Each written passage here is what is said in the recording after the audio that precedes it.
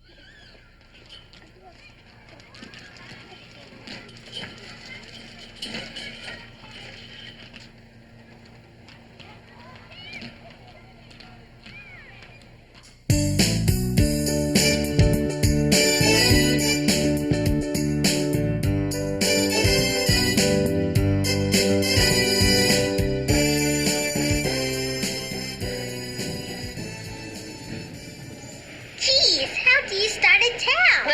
Don't ask me. My folks don't need to bother with towns. Just give me some water, sand, and a whole hunk of kelp, and that's all the town I need. Good news, lads and lassies. I just bought some land from the Bixbys, and I'm in business now. No time for dilly-dallying. There's much to be done. Let's get cracking on Wilmore City. Mr. Wilmore, how did you start this dream of yours? How did you start a town? Well, the first thing that you need to do is find out exactly how much land I have to work with. And then you decide where you want to put a few of the important things, like City Hall. Parks and libraries. Very important to a city. They're like the heart of it. So you want to put those in the center. Introduce Captain Healy to Mr. Wilmore. He is the best surveyor in all of California. He laid out Mr. Wilmore's town and some wonderful farms nearby. At the time, the only structure standing between my ranch house and the sea was a rundown hut used as a sheep herder's shelter. It was my idea, and I've got quite a big plan for the streets, too. Would you like to hear it? Sure, Mr. Wilmore. It's as simple as ABC. Easy as 1, 2, 3. I feel a song coming on. We got a brand new city, gonna be a star. We got to name our street so you know where you are. What a big time job with a town that's just begun. So our plan begins with the numbers 1, 2, 3, 4, 5, 6, 5, 6, 7, 8. Wow, you planned the whole town by yourself? Well, I can't take all the credit. Fortunately, I had the help of Captain Healy. He's the one who plotted out each individual piece of land to sell. You see, the main thing was to get people to buy a lot so that they would build a house on it. What you end up with when it's all done is something that looks very much like a checkerboard. Who did you sell the lots to?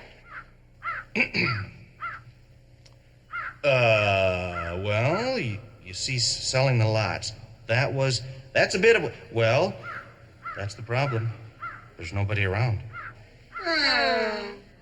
Not to worry. We've got the trains, so I put together groups of people to come out and see the new lots. Oh! Yeah, but the train stopped 3 miles away. Well, that's okay, so I had to build a little extra railroad to get the people all the way into town. Oh! Unfortunately, that railroad was not reliable. In fact, the blasted train went off the tracks. One time it even toppled over with people in it. Most of the time, it just wouldn't move. The passengers had to get out and push it. The people started to call it the Get Out and Push Railroad. Oh, ho, ho, ho, ho, ho. Yeah, very funny. Oh, the Get Out and Push Railroad. Some joke, huh? Well, let me tell you, I'm gonna show those people a thing or two. So what happened, Mr. Wilmore? What happened to Wilmore City? Yes, well, a few lots were bought and a few houses were built, but it just didn't happen fast enough.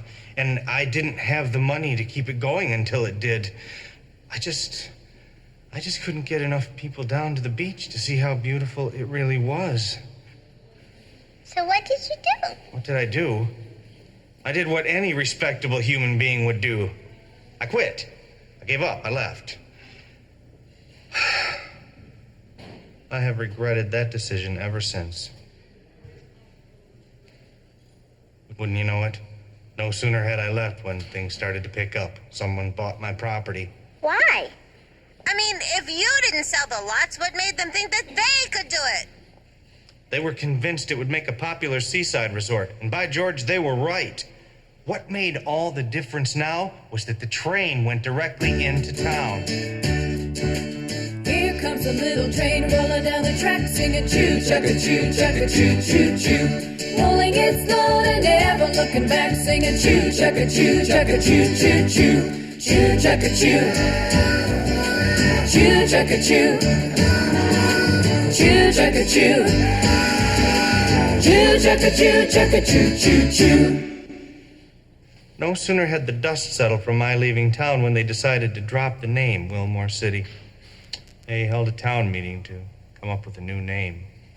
Okay, call this meeting to an order. All right, I think we should name this this. joint something, like Dairy Queen. Dairy Queen, that's a ridiculous idea. He's Oh, always coming why don't you come up with a better name then? All right, I think we should call it Washington, D.C. Washington, D.C.? Yes. That's been used. It has not. That's so. I never heard of it. Did you hear of it? I never heard of it. I'd like to call it Cappuccinoville. I'd like to call it Ralph. Ralph, that's ridiculous. Why do you think of names like that? Excuse me. My name is Belle Lowe, and I'd like to suggest the simple name Long Beach. Why Long Beach? Look out the window. Oh. Yeah. I think that's a very good idea. Yeah, me too. I like it. Skidoo, to the land of the waters with two wide rivers and a wide ocean blue. Skidoo, to the land of the waters with two wide rivers and a long stretch of sandy beach. Skidoo, skidoo.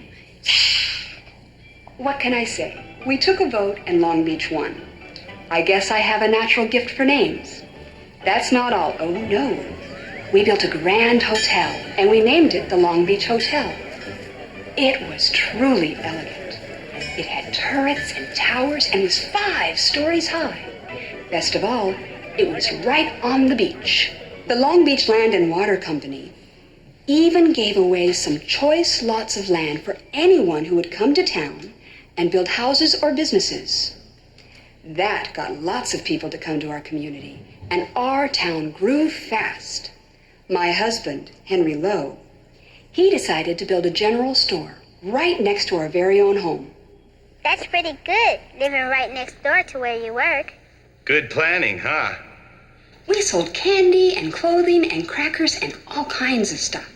As a matter of fact, did you know that crackers came unwrapped in wooden boxes and barrels? And the city of Long Beach's first post office was a Cracker Barrel? You mean you put mail in the crackers? We made sure that we sold the crackers first. Whenever one of the neighbors drove their horse and buggy over to Wilmington, the next town over, we would ask them to pick up all of the mail for Long Beach, and on their way home, they would return it, and we would put it into the empty Cracker Barrel. Mrs. Lowe, the post from Wilmington. Mr. Kincaid, and how are you? Fine, thank you. And Mrs. Kincaid? Just fine. Well, would you please give her a message and let her know that her muslin is in and she should stop by sometime this week? I will certainly do that. Thank you so much. You take care now. And good day to you. Bye. But our town was growing. So Mr. Henry Lowe, my husband, started a petition for a real post office. So many people signed the petition that in no time at all, my husband, Mr. Henry Lowe, was the town's first postmaster. Was I proud? Of course, if the town had a postmaster, it needed to have a school teacher to teach the town's children. That's right. Mrs. Susan Bixby and I raised enough money to start a school. At first, we couldn't afford a proper schoolhouse. We hired Grace Bush as our first teacher, but our first classes were held in a large outdoor tent. Cool. I'm sure it was, especially on cloudy days. I remember spending our school days under a tent. We had to bring our own chairs from home if we wanted to sit in class. But there were always new students showing up to class. More students, more chairs, more of everything. Till finally they built us a real schoolhouse, with a picnic celebration and everything. Why, we had 120 students by then. Yes, why the population of Long Beach was growing by the minute. It's not hard to see why. Just take a look at this. Town's gotten bigger, now the city's got a plan. Building more, building more, building more, more, more. Shops and houses and a city hall too. Building more, building more, building more, more, more. Building more, building more, building more, more, more. Sounds like your dream was coming true, Mr. Wilmore. Pardon me, young lady, but this is my dream now. Who are you? Colonel Charles Drake, at your disposal. My hat's off to Mr. Wilmore. His plan is all right for a beginner. But you see, this is big business now. I have money, and I can turn Long Beach into something the likes of which never have been seen. Can you keep a secret? Well, don't tell anyone, but you're the first to see the key to the success and future of Long Beach. What do you think of that? Big deal. It's just a train. We already have a train. Oh, not like this one. This train is electric, not steam. No more get out and push. And furthermore, this train links Long Beach to that little town to the north of us, Los Angeles. Summer, fall, winter, spring, it really doesn't matter. The red car, as I call it, will bring people into Long Beach who otherwise couldn't afford to come. And the red car will transport people out to the beach where there's money to be made. Oh, by the way, I also have plans for a gigantic indoor heated pool. So you see, my friends, by the end of the day, the town of Long Beach, a town of 4,000, will play host to some 60,000 people. Unfortunately, I wasn't alive to see it. But on the 4th of July, 1902, the red car and the indoor pool were open for business. The indoor pool became known as the Plunge. Everyone loved it. It was the thing to do. You know, you could go swimming there even if you didn't have a swimsuit. You could? Sure. You could rent a swimsuit right there at the Plunge. See? People would swim in that? I take it you've never seen a turn-of-the-century swimsuit before. Glad I don't have to wear one. I'd like to add something, if I might. I didn't stop with the red car and the Plunge. Come on, Mr. Wilmore. Let me show you what I did with Wilmore City. I built the Grand Hotel Virginia, perhaps the grandest of all hotels. Next, I wanted a place right on the beach, a place with games of chance and skill, a place where people could go and have fun. At night, well, at night, the entire walkway would twinkle with lights like little stars, guiding visitors to its promise of adventure and fun. It was a place where people could walk amongst the stars, the walk of 1,000 lights. And the merry-go-round, that was one of our great attractions. So many beautiful animals, all handmade and painted with bright colors.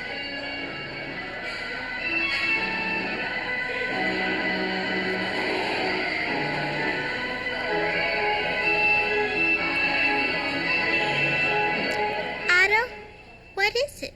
What's wrong?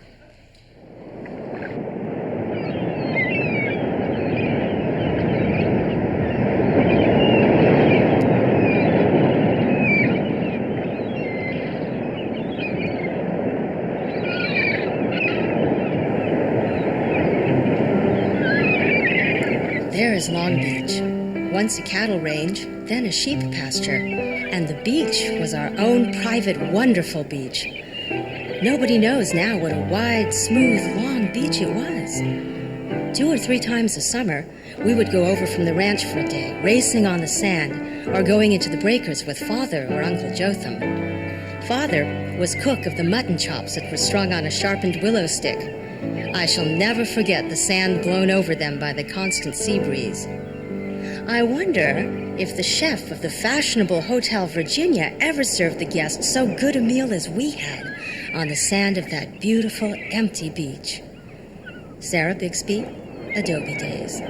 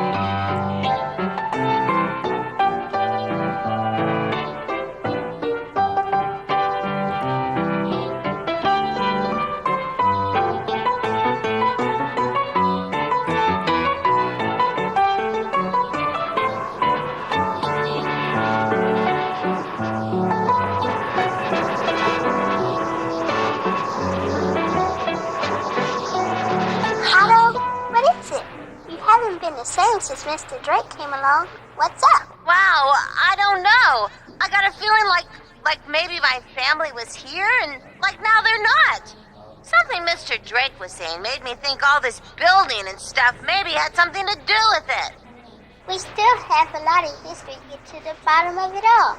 We'll find your family, Adam. Looky here, I got tickets to the first International Los Angeles Air Meet. Everyone's excited about the possibilities of the new flying machines, especially one of our boys growing up in Long Beach, Earl Dougherty.